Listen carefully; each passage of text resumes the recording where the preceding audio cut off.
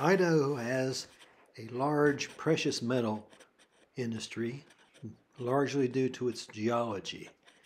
In this area, the Trans-Challis Fault Zone exists, which produced quite a few volcanoes with the accompanying magma and hot metal-rich fluids, which precipitated out such metals as gold, silver, lead, zinc, and copper. This area used hydraulic mining, which is basically taking a high-pressure water hose and blasting away the sides of the stream beds, exposing the gold. This obviously was very detrimental to the environment and is outlawed now. Okay, there was a gold mining company around the turn of the 19th century, and they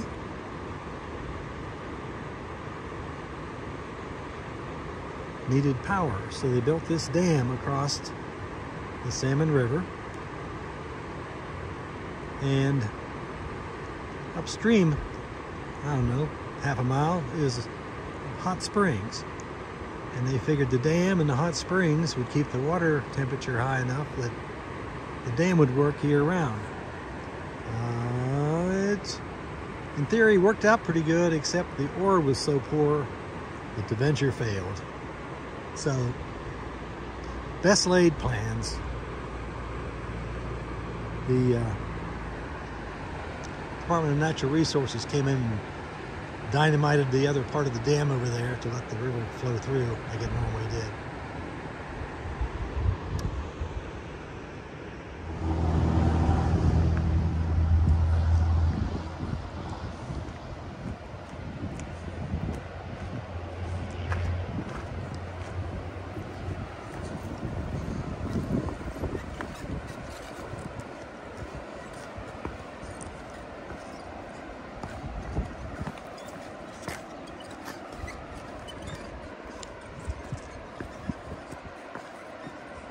Stairs are a little different. At least you got a chain guardrail or handrail.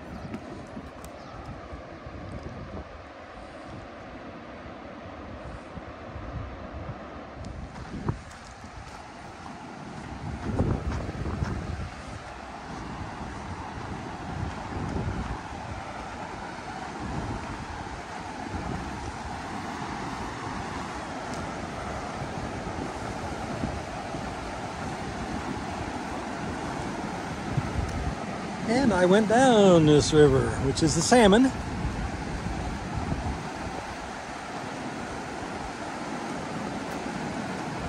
This afternoon.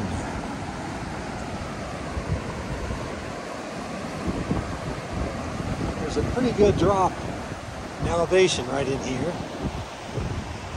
And that's why the miners decided to put a hydroelectric dam in, to provide power for their machinery. So that's what they did.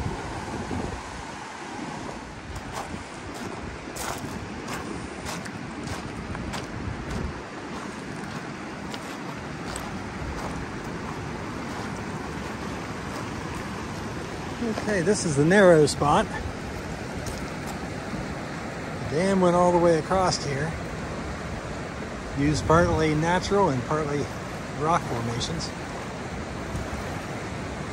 But again, it only operated for about a year. Used hydroelectric power. Just like 1909.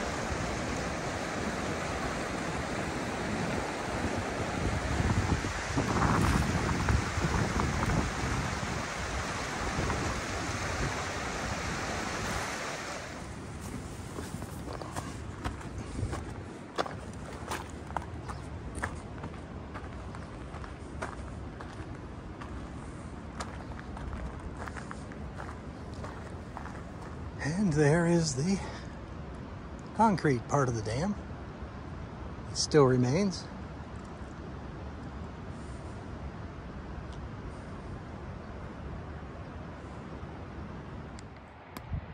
Okay, the scenic Simon River. Nice campground down there. Just about all the campgrounds are booked solid. But, beautiful little river. There's a guy taking it easy. There's a doggy.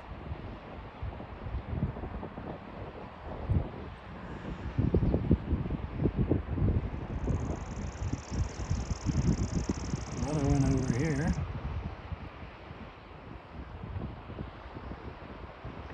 Tough life.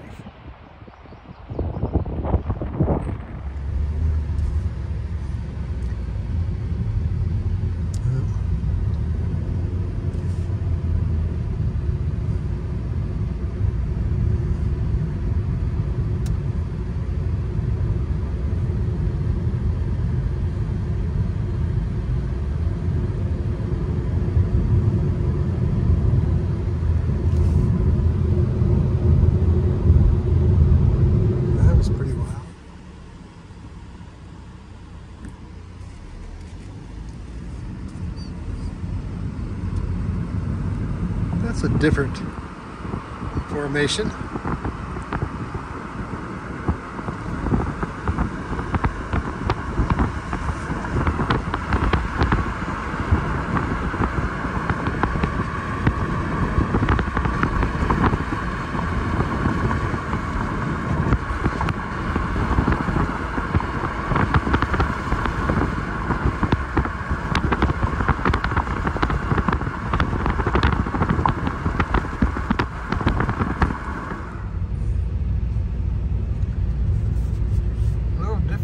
Up here.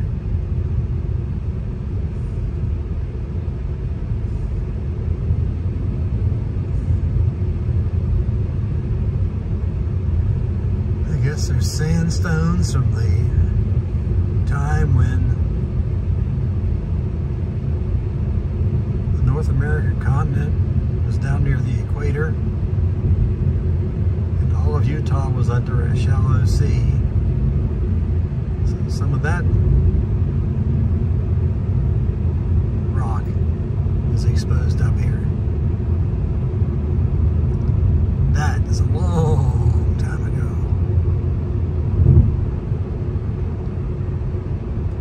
There were volcanoes, and then there was the big batholith, uplift. So,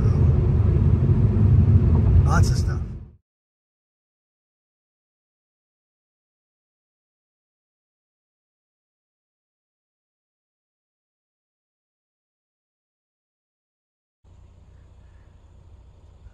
Well, that cliff, they have evidence that that was a buffalo jump.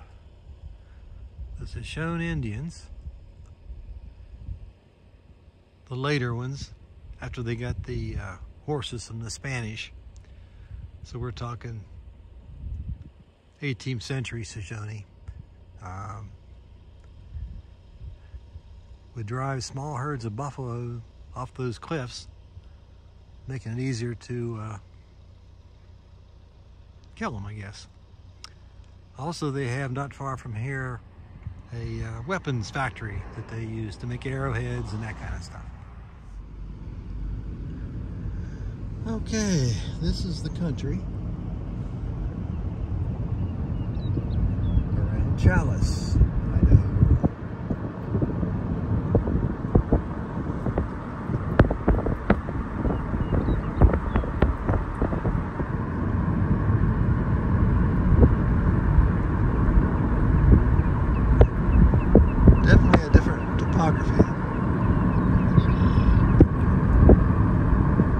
Red-winged blackbirds in that marshland right there.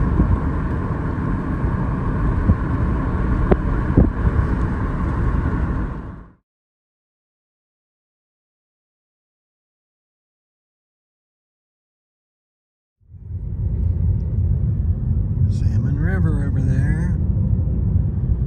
The problem is this morning trip is heading north northeast, right into the old sun, which makes driving a little tough. I'm in the shade here though. Pretty country.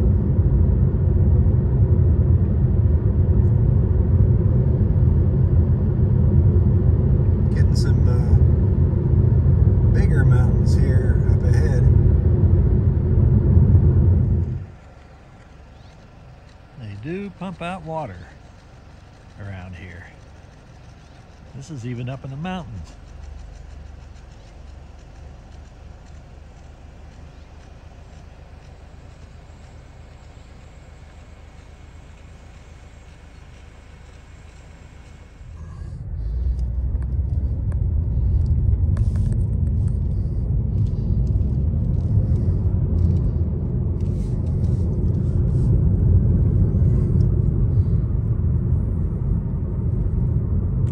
The sun. Big old rock in the road. Beware of rocks. I can see why.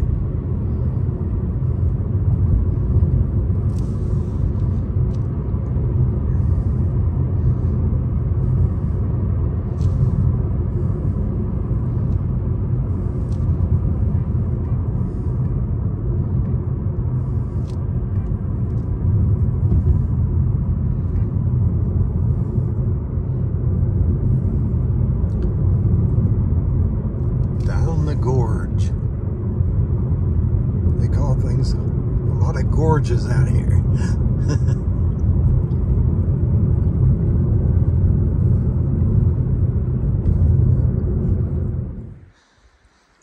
There's a pretty cool old homestead. It's kind of seen better days. However, look at that. They even had a bay window. Pretty cool.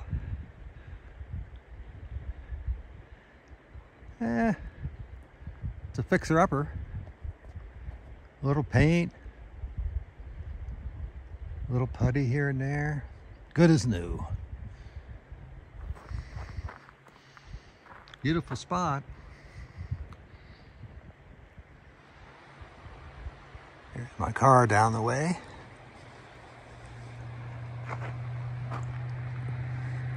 Uh-oh, here comes a car.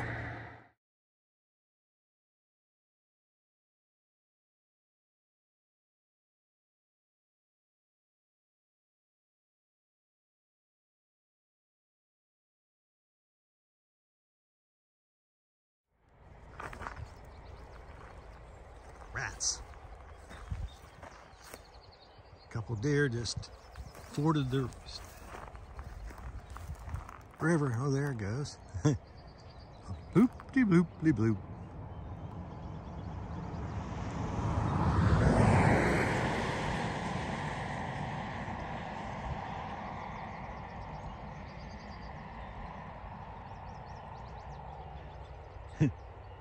Hard to aim the old camera in that sun. Glare. Pretty spot. Again, this is on the road from Chalice to Salmon, Idaho.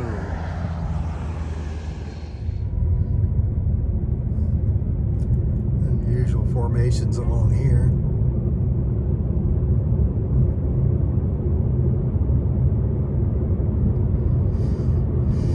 As we're approaching Salmon,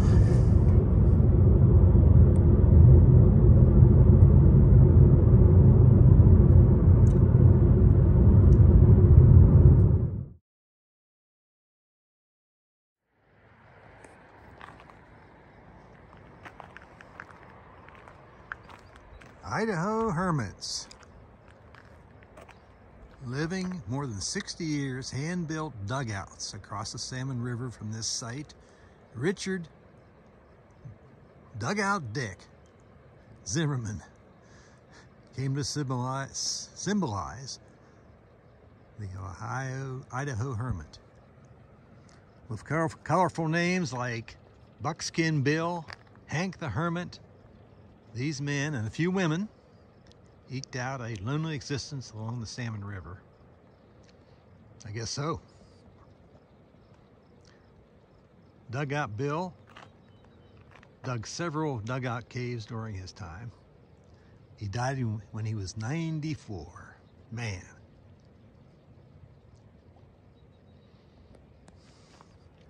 What a guy. Pretty amazing.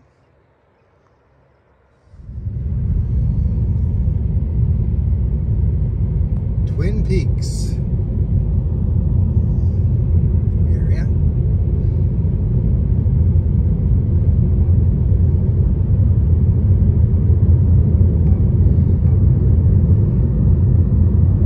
I'm not sure what they refer to as the Twin Peaks, but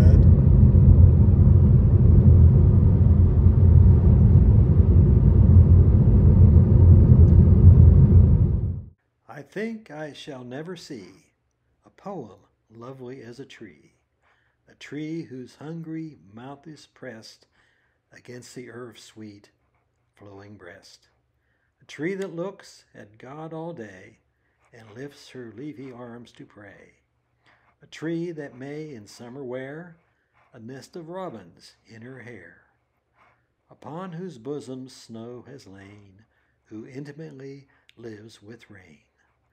Poems are made by fools like me, but only God can make a tree.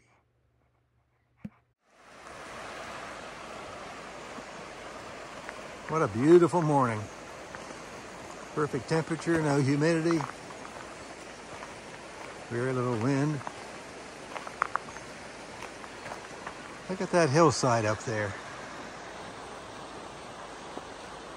There's sheets of rock on their side. Those were formed horizontally. Now look at them. Man, some mighty strong forces caused that. More evidence of the upheaval in this area. Look how all those rocks are slanted to the east.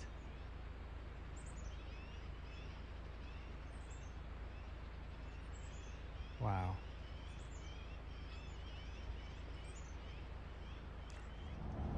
Not a bad spot.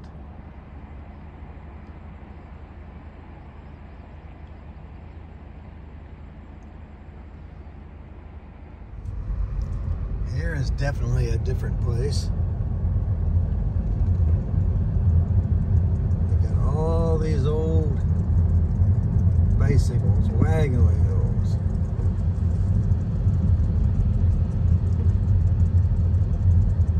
Old time stuff. Look at that. Texaco stuff.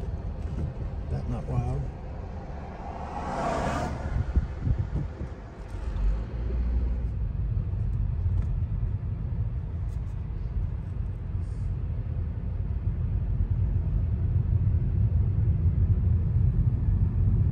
Salmon, Idaho.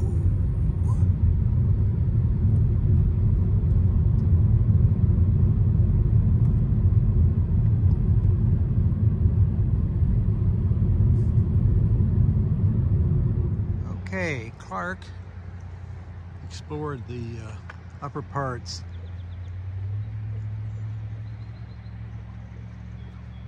of the Salmon River here, and he decided that it was too many rapids and that there was no way to go from here to the ocean. So apparently they had to buy some pack animals or pack horses from the Indians and go 110 miles north to an Indian trail across the mountains. So they were hit and miss, obviously. No maps. There's a nice peaceful scene.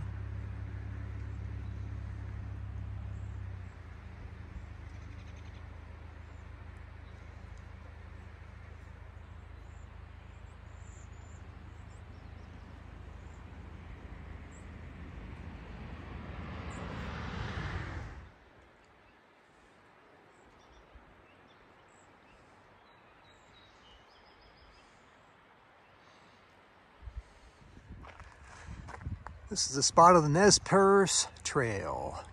Following the high ridges, buffalo hunters cut an old Indian trail along the direct route from Lewiston past to the Lehigh Valley. This trail was not available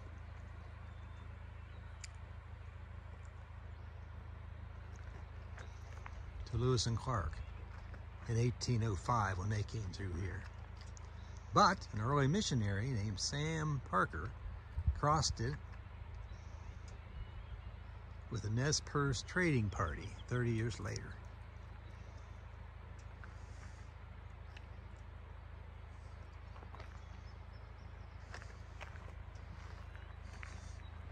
You guys got a pretty good spot to live, you know that? You appreciate it?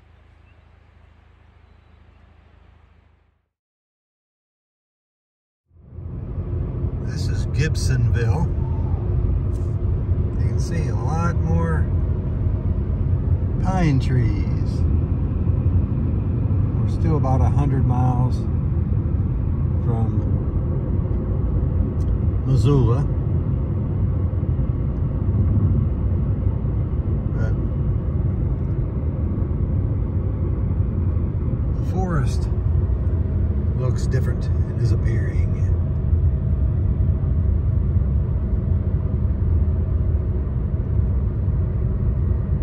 Chain up area. Apparently, they must get some decent snows. Okay, Lewis and Clark on our northern search for a route over the mountains. Lewis and Clark left this canyon and ascended a high ridge to reach Bitterroot Valley, September 3rd and 4th, 1805. No Indian trail came this way, but Toby, their experienced Shoshone guide, he must have been a hell of a man, got them past here anyway. They had to follow a difficult ridge-top divide over peaks more than 1,000 feet higher than this highway. They met some Flathead Indians who surprised them by speaking a language stranger than anything they'd ever heard. Huh.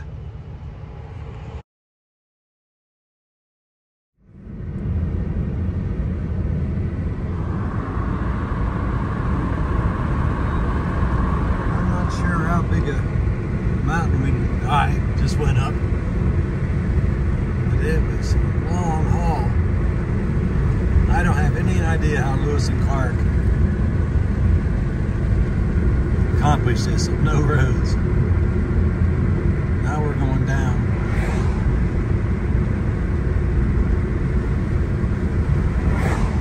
I'm exhausted and I'm driving a car. Wow. Those were some serious men back then.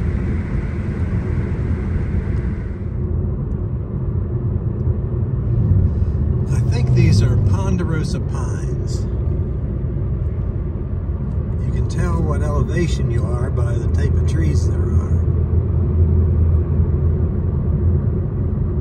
It's kind of strange that way. The higher you get up in the alpine regions, the trees get more and more pointed. And the boughs hang down more vertically, so snow doesn't break them off. That's why you don't see any white pine up in here. They break off in Chillicothe.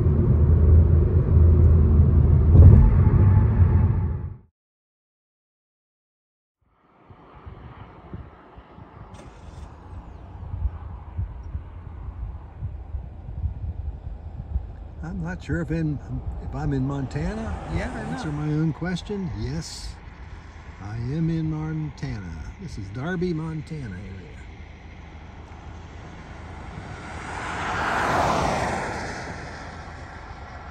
Really a pretty spot. Okay, Trapper Peak, 10,157 feet elevation. Rises higher than any other peak in a 200-mile Bitterroot mountain range. It's a big boy, in other words.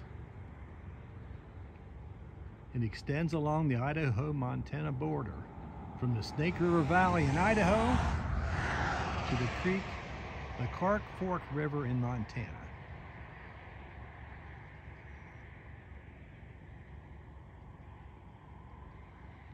It's got a lot of pine and fir trees. Huge sheets of ice carve the granite mountain.